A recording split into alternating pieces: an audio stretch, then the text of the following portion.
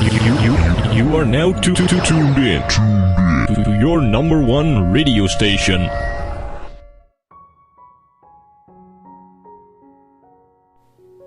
Sa isang mataong kalsada sa lungsod ng Maynila, may isang lalaking pagala-gala, suot ang maruming damit at bitbit ang isang lumang bag. Si Ramon ang kanyang pangalan, isang binatang pinalayas ng kanyang mga magulang dahil sa kanyang pagiging suwail at pasaway na anak. Marami na siyang mga pinagdaanan at sa kabila ng lahat ng mga iyon ay hindi siya nawalan kailanman ng pag-asa.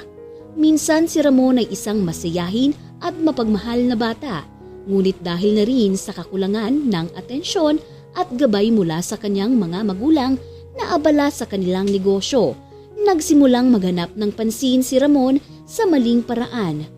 Natutunan niyang magbisyo at makisama sa mga kaibigan na hindi naman maganda ang impluwensyang hatid sa kanya. Isang gabing lasing siya at nakipag-away kung kaya naman umabot na sa sukdulan ang galit ng kanyang mga magulang. Ramon, hindi na kita kayang intindihin pa. Lagi ka na lang gulo sa bahay na ito. Lumayas ka na at magpatuloy ka sa buhay mo sa labas ng bahay na ito. Sigaw pa nga sa kanya ng kanyang ama na ang boses ay puno na ng galit. Bakit po ba kayo laging ganyan? Hindi niyo naman lang ako iniintindi. Baling naman ni Ramon habang umaagos ang kanyang luha sa kanyang mukha. Ramon, marami naman kasi kaming ginagawa. Hindi pa pwedeng palagi ka na lamang na binabantayan. Aba, kailangan mo rin namang matutong tumayo sa sarili mong mga paa. Sagot naman ng kanyang ina, ang kanyang boses ay may tono na rin ng pagkapagod sa kanyang anak. Sa kabila ng pagsubok na iyon, hindi kayang mapanatili ni Ramon ang kanyang matamis na ngiti. Ang kanyang mundo ay tila nagwawasak sa mga sandaling iyon. Matapos ngang palayasin, si Ramon ay napadpad sa kalsada, walang tiyak na patutunguhan. Ang dating buhay na puno ng komportable ay napalitan ng gutom at hirap. Maraming beses siyang natulog sa bangketa, nilalamig at nagugutom. Ang mga pangarap niya noon ay tila naglaho na lamang ng bigla na parang bula. Ang pakiramdam ng pag-iisa at kawalan ng pag-asa ay tila ba bumabalot sa kanya gabi-gabi. Isang araw, habang naglalakad sa gilid ng kalsada, nakakita siya ng pamilyar na mukha. Iyon nga ay walang iba kundi si Mario, ang dati niyang kabarkada sa mga bisyo. Ramon, anong nangyari sa'yo? Bakit nandito ka na sa kalsada? Tanong pa nga ni Mario na mukhang nagulat. Pinalayas ako ng mga magulang ko eh. Wala na akong matatakbuhan pa. Sagot naman ni Ramon na tila ba nawala na ng tuluyan na pag-asa ang kanyang boses na puno na ng pagod at gutom. Ganun ba? Sige, tara, sumama ka sa akin. May alam akong lugar na pwede mo munang pansamantalang matuluyan. Alok naman sa kanya ni Mario. Ngunit ang akala niyang tulong ay nagdala pa sa kanya sa mas malalim na kumunoy ng bisyo. Pinakilala siya ni Mario sa mga taong sangkot sa droga at iba pang ilegal na mga gawain. At sa halip na makabangon ay tila lalo pang nalugmok si Ramon sa masalimuot na buhay sa kalsada. Ang kanyang mga pangarap at inspirasyon ay tila ba lumalayo na ng lumalayo ng tuluyan sa kanya. Isang gabi, habang naglalakad si Ramon sa madilim na iskinita, mayroon siyang nakasalubong na isang matandang lalaki na tila ba ay naguguluhan. Ang matanda ay mukhang nawawala at walang mapuntahan. Ang kanyang mukha ay mayroong bakas ng pangungulila at takot. Ano pong nangyari sa inyo, Lolo? Tanong ni Ramon. Iho, nawawala kasi ako eh. Hindi ko alam kung saan nga ba ako pupunta. Sagot naman ng matanda na halos umiiyak na. Ang kanyang boses ay nanginginig sa labis na pag-aalala. Nagdesisyon naman si Ramon na tulungan ng matanda.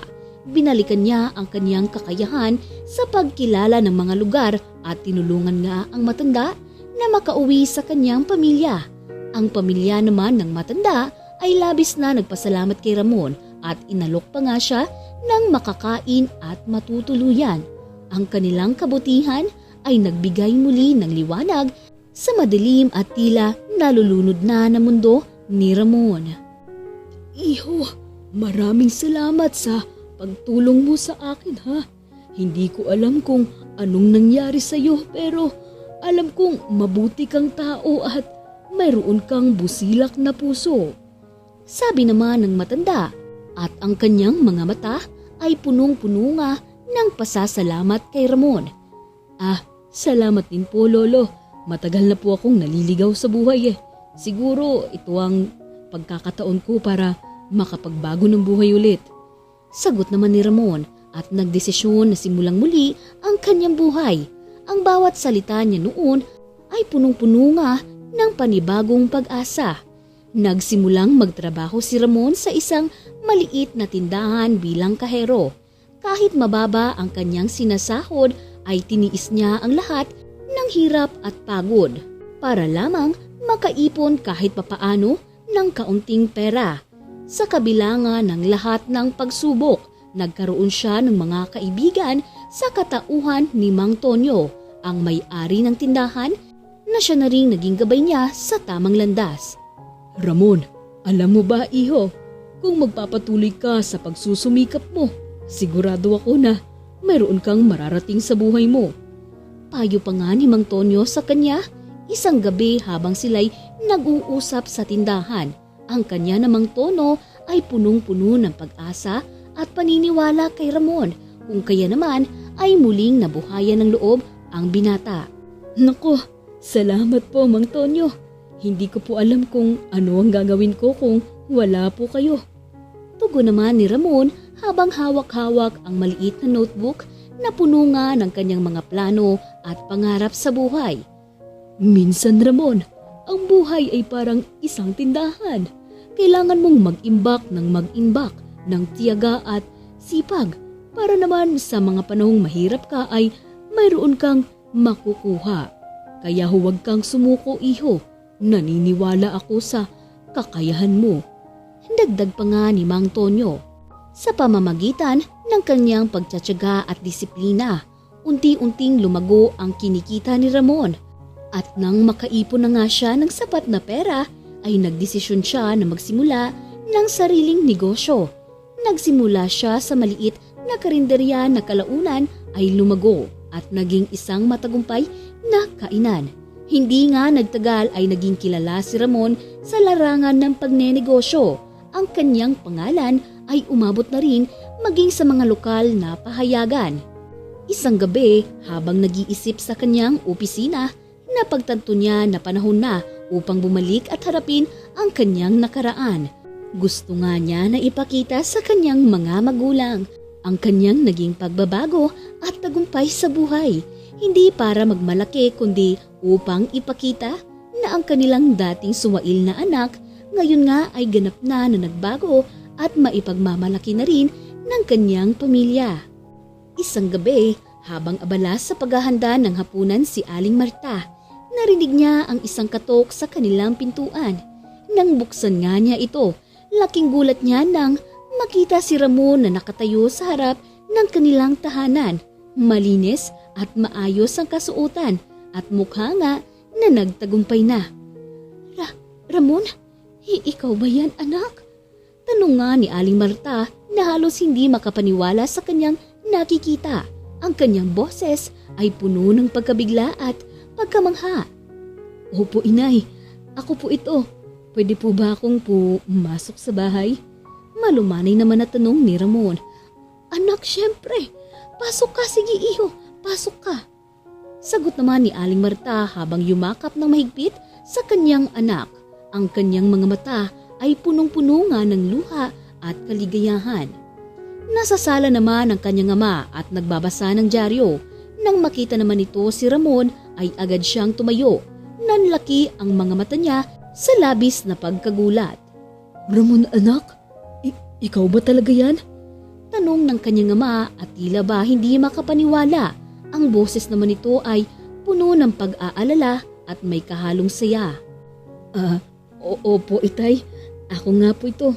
Nais ko po sanang humingi ng tawad sa lahat ng aking nagawang pagkakamali noon.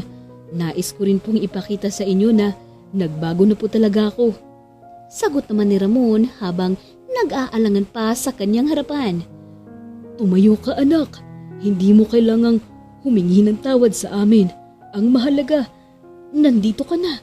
Napakasaya namin ng iyong ina at nakita ka naming muli at okay ka. Naiiyak na sagot naman ng kanyang ama na punong-puno ng damdamin. Sa paglipas nga ng mga araw, unti-unti na rin naibabalik ni Ramon ang tiwala at pagmamahal ng kanyang mga magulang sa kanya. Nakipag-usap siya sa kanila tungkol sa kanyang mga naging karanasan at kung papaano nga siya nagbago ng buhay. Sa bawat kwentuhan, nararamdaman ni Ramon na unti-unti niyang nabubuong muli ang relasyon sa kanyang pamilya. Ang kanilang bahay na dating puno ng tensyon, ngayon nga ay naging lugar na ng pagtanggap at pagkakaisa. Nay, alam niyo ba, ang hirap-hirap ng buhay ko noon sa labas. Maraming beses na po akong natutulog sa kalsada. Walang makain at halos mawala na ng pag-asa. Kuwento ni Ramon habang nagkakape sila sa kusina. Ang kanya namang boses ay punong-puno ng damdamin. Anak, hindi namin alam na ganoon pala ang dinanas mo. Kung alam lang namin, sana ay hindi ka na namin pinalayas pa. Sabi naman ng kanyang ina, luhaang nakatingin kay Ramon at ang kanyang mga mata ay punong-puno rin ng pagsisisi. Itay, naiintindihan ko po kung bakit pinalayas niyo ko. Ako rin naman po ang may pagkukulang at may kasalanan. Gusto ko po na malaman niyo na natutunan ko na po ang aking mga leksyon at nagbago na rin po ako. Sabi naman ni Ramon habang hawak ang kamay ng kanyang ama. Ang kanya namang boses ay puno ng pag-aalala at pag-asa. Anak, mahalaga ay ang pagbabago mo. Ipinagmamalaki ka namin ng iyong ina. Sambit naman ng kanyang ama habang niyayakap siya. Ang tinig nito ay punong-puno nga ng pagmamalaki sa kanya. Habang patuloy ang pag-unlad ni Ramon, isinama nga niya ang kanyang mga magulang sa kanyang negosyo. Tinuruan niya silang magpatakbo ng negosyo at maging kabahagi na rin ng kanyang mga plano. Sa ganitong paraan, muli nilang nabuo ang kanilang pamilya at nagkaroon ng mas matibay pa na ugnayan sa isa't isa. Ang pagtutulungan at pagkakaisa nila ay nagbigay nga ng bagong sigla sa kanilang buhay at pamilya. Isang gabi, habang nagkakasama ang buong pamilya sa kanilang tahanan, ay nagkaroon pa ng mas malalim na usapan. Nay, Tay, alam niyo ba na marami po akong natutunan mula sa inyo? Ang tapang, sipag at dedikasyon na inyong ipinapakita ay siyang naging gabay ko para magtagumpay po sa buhay. Ani pa nga ni Ramon habang nakangiti. Ang kanya namang boses ay punong-puno ng pasasalamat. Anak ko, ikaw ang inspirasyon namin. Ipinakita mo na kahit gaano kahirap ang buhay, kaya mong bumangon at magtagumpay pa rin kahit na ikaw lamang mag-isa. Sagot naman ng kanyang ina habang hawak-hawak ang kamay ng kanyang ama. Ang boses naman nito ay punong-puno ng saya at pagmamalaki kay Ramon. Sa kabila nga ng lahat ng pagsubok at paghihirap, natutunan ni Ramon ang tunay na tagumpay ay hindi nasusukat sa yaman lamang, kundi sa kung papaano niya nabago ang kanyang sarili at nakatulong sa iba. At sa wakas nga ay natagpuan niya ang kapayapaan at kaligayahan sa piling ng kanyang pamilya. Habang patuloy ang pag-unlad ni Ramon sa kanyang negosyo, ay dumaan siya sa isang matinding pagsubok. Ito nga ay nang masunog ang kanyang karinderya isang gabi nang dahil sa faulty wiring. Sa isang iglap lamang ay nasira nga ang lahat ng kanyang mga pinaghirapan dahilan upang bumalik sa kawalan si Ramon. Ang panibagong pagkatalo ay tila isang malaking pagsubok na kanyang katatatagan. Nako, ano po bang gagawin ko ngayon, Mang Tonyo? Parang bumabalik na naman ako sa umpisa, sa wala. Sabi ni Ramon habang nakatitig sa nasusunog niyang karinderya. Ang kanyang tinig ay punong-puno ng pagkabigo at paghihinagpis habang nakikitang tinutupok ng apoy ang kanyang mga pinaghirapan. Naiintindihan ko, Ramon, kung masakit sa iyong damdamin, subalit huwag kang mawala ng pag-asa. May mga bagay talaga na hindi natin kontrolado, pero kaya nating bumangon muli dahil binigyan tayo ng utak. Utak para mag-isip, para magplano. Bagay na ginamit mo na rin naman na noon pa, hindi ba? Sagot naman ni Mang Tonyo na patuloy pa rin ang pagsosuporta sa kanya. Mang Tonyo, para po akong isinumpa. Bakit parang kahit na anong gawin ko, lagi na lang po akong bumabagsak? Tanong pangang muli ni Ramon na halos mawala na nga ng pag-asa. Iho anak, ang buhay ay sadyang puno lang talaga ng pagsubok. Ang mahalaga ay kung paano tayo bumabangong muli pagkatapos ng pagkakadapa. Tiwala lang Ramon, kaya mo yan. Kinaya mo nga noong una, hindi ba? Ngayon pa ba na naranasan mo nang magsimula sa umpisa? Mahirap mang namnamin subalit nabuhayan naman ng loob kahit papaano si Ramon sa mga sinabing payo ni Mang Tonyo sa kanya. At dahil nga sa determinasyon at suporta ng mga kaibigan at mahal sa buhay ni Ramon ay muli nga na naman siyang nakabangon mula sa pagsubok na kanyang kinaharap noon. Nagtayo nga siyang muli ng panibagong negosyo, isang maliit na tindahan ng mga pagkain. Nagsimula siya sa maliit ngunit sa tulong na rin ng kanyang kasipagan ay unti-unti na rin itong lumalago habang tumatagal. Ang bawat hakbang na kanyang ginagawa ay puno ng pag-asa at determinasyon. Isang araw nga ay nakatanggap siya ng isang liham mula sa kanyang mga magulang. Nais nila siyang makita at makausap muli. Buong puso niya namang tinanggap ang imbitasyon ng mga ito habang daladala nga ang mga natutunan niya sa buhay at tagumpay mula sa kanyang pagkakalugmok. Oh anak, maraming salamat naman at dumating ka rin. Alam kong busy kang tao, subalit maraming salamat at pinagbigyan mo kami ng iyong ama sa aming kahilingan. Bungad ng kanyang ina habang mahigpit siyang niyayakap. Nay, Tay, salamat po sa inyong pag-imbita at pagtanggap. Marami na po akong natutunan sa buhay at nais ko pong ibahagi ang iyon sa inyo. Sa totoo lang po hindi naman po talaga ganun kadali ang bumangong muli mula sa pagkakalugmok. Pero sa awa naman po ng Diyos, nakaraos po akong muli. At syempre po, dahil na rin po yun sa mga suporta ninyo at pagdarasal ninyo para sa akin palagi. Sagot naman ni Ramon na ngayon nga ay punong-puno na ng buhay at determinasyon.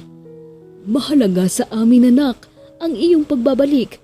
Masaya kaming makita na nagtagumpay kang muli kahit na mahirap ang naging pinagdaanan mo.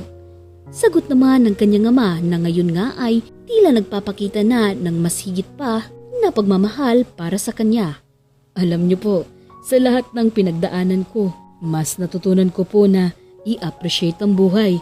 Sa totoo lang, hindi naman po talaga ang pera, material o yaman ang mahalaga sa mundo. Ang mahalaga po pala talaga ay ang relasyon na nabibuild mo sa mga tao habang nasa proseso ka ng pagbabago at pag-abot ng mga pangarap mo. Grabe Nay, Tay, ang dami ko pong natutunan sa buhay ko. At nagpapasalamat na rin po ako dahil hindi ninyo kinunsinte ang maling pag-uugali ko noon.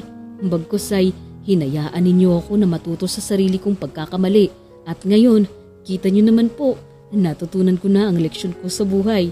Siguro po kung konsentidor kayong mga magulang, marahil ay higit pa sa sukdulan ng naging kinahantungan ko noon. Mahabang panayam naman ni Ramon sa kanyang mga magulang na punong-puno ng pasasalamat sa kanilang pagpapakatotoo bilang kanyang mga magulang. Iho anak, ang tunay na nagmamahal, itinatama ang anumang pagkakamali sa taong sinasabi niyang mahal niya. Nang sa ganuoy, maituwid ang pagkakamali at hindi na uulitin o ipagpapatuloy pa na maaari pang magdulot ng mas matindi pang pinsala sa buhay nito. Kami kasi ng iyong ama, ang definisyon namin ng pagmamahal ay pagdidisiplina. Oo, maaaring labis kang nahirapan, subalit kung doon ka naman matututo, kaya ka namin hinayaan. Nais naming malaman mo, makita mo at maranasan mo nang sa ganuoy maunawaan mo ang nagiging at magiging resulta ng mga maling desisyon mo. At masaya naman kami ng tatay mo, anak, dahil nakikita namin na malaki at maganda naman ang naidulot nito sa iyo. Mahinahon at punong-puno ng pagmamahal, napaliwanag naman ng kanyang ina na kanya rin namang sinang-ayunan. Opo, Nay, at labis po akong nagpapasalamat sa inyo dahil doon. Kailanman po ay hindi ako nagtanim ng galit sa inyo noon. Bagkus ay mas nagpursigi po ako na matulungan ng sarili ko na bumangon. Dahil gusto ko rin po bumalik sa inyo na buo na ako at natutunan na ng ganap ang mga aral ko. At kapag ako naman po ay naging ganap na isang magulang na rin, katulad po ng pagmamahal at pagdisiplina ninyo sa akin ang siyang gagawin ko sa mga magiging anak ko. Buhat nga noon ay mas pinagpala pa si Ramon sa bawat sinisimulan niya, lalo na sa larangan ng pagnenegosyo. Halos lahat nga rin ng kanyang mga tagumpay ay kanya ring inaalay sa Panginoon at maging na rin sa kanyang mahal na pamilya. Kailan may mahalaga talaga ang papel na ginagampanan ng magulang sa buhay ng kanilang mga anak. Kaya bilang isang magulang, nararapat lamang na itanim ang magagandang bagay habang ang mga anak ay lumalaki. Dahil balang araw, ito rin ang siyang magsisilbing pundasyon ng kanilang pagkatao. At higit nga sa lahat, ang anak ay nararapat lang din na mahalin, galangin at sundin ang kanilang mga magulang. Katulad na nga lamang din sa sinabi sa Efeso 6, versikulo 1, Mga anak, sundin ninyo ang inyong mga magulang sa Panginoon, sapagkat ito ang nararapat. Igalang mo ang iyong ama at ina. Ito ang unang utos na mayroong kalakip na pangakong ikaw ay giginhawa at hahaba ang iyong buhay dito sa lupa. Wala namang ina o ama ang gugustuing mapasama ang kanyang anak, kung kaya't tayo bilang mga anak, nararapat lamang na magtanim ng kabutihan habang tayo ay mga anak pa, nang sa ganoon ay ito rin ang ating anihin sa oras na tayo naman ang maging isang ganap na mga magulang. Maraming salamat sa inyo na namang walang sawang pagsuporta sa bawat kwento ng buhay na aming handog sa inyo sa bawat araw. Umaasang hanggang sa susunod, kayo ay kasama naming muli at sabay tayong matuto sa mga aral na mapupulot sa ating bawat kwento.